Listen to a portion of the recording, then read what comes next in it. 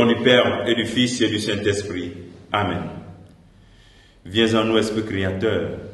Tu es l'Esprit aux 7 dons, le doigt de la droite du Père, l'Esprit de vérité promis, toi qui inspires toute parole. Ô Seigneur, envoie ton Esprit, tout sera créé et tu renouvelleras la face de la terre. Aujourd'hui, nous sommes mercredi 10 août et nous célébrons cette fête de Saint-Laurent, ce diacre. L'évangile est celle de Jean chapitre 12, versets 24 à 26.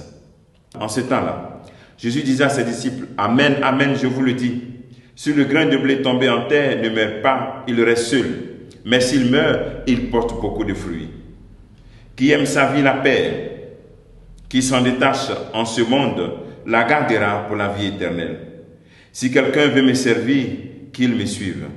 Et là où moi je suis, là aussi sera mon serviteur.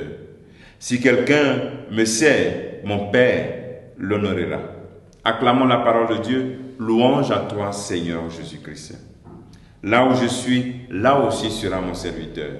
Amen, je vous le dis, si le grain de blé de tombe à terre ne meurt pas, il reste seul. Dans ce contexte de la célébration de cette fête du diacre, du Saint-Laurent, martyr, la parole de Dieu nous invite vraiment au sacrifice. Nous invite à une vie sacrificielle.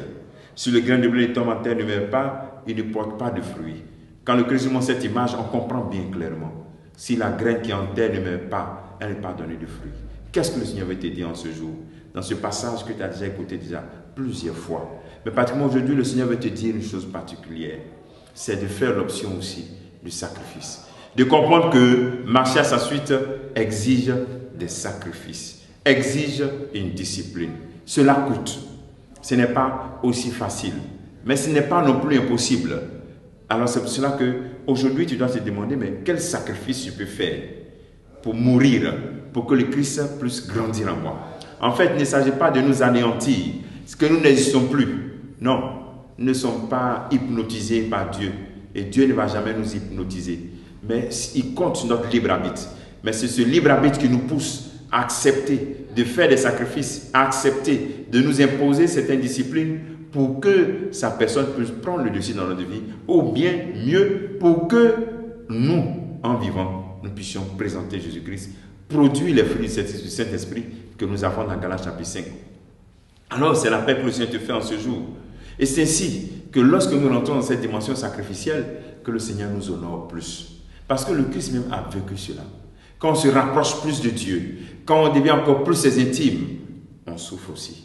Rappelez-vous de cette phrase de Sainte Thérèse qui, dans ce dialogue avec le Christ, qui disait « Ah, elle comprend pourquoi Jésus n'a pas beaucoup d'amis. Parce qu'on se rapproche de lui.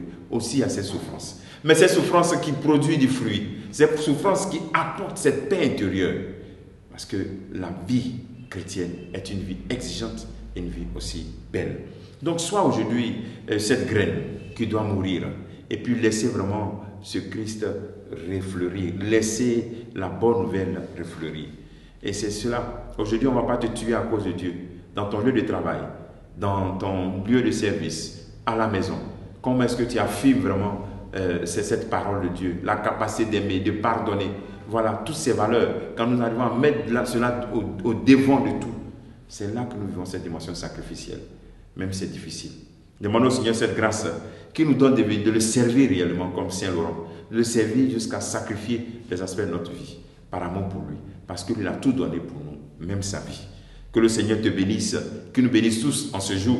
Au nom du Père et du Fils et du Saint-Esprit. Amen.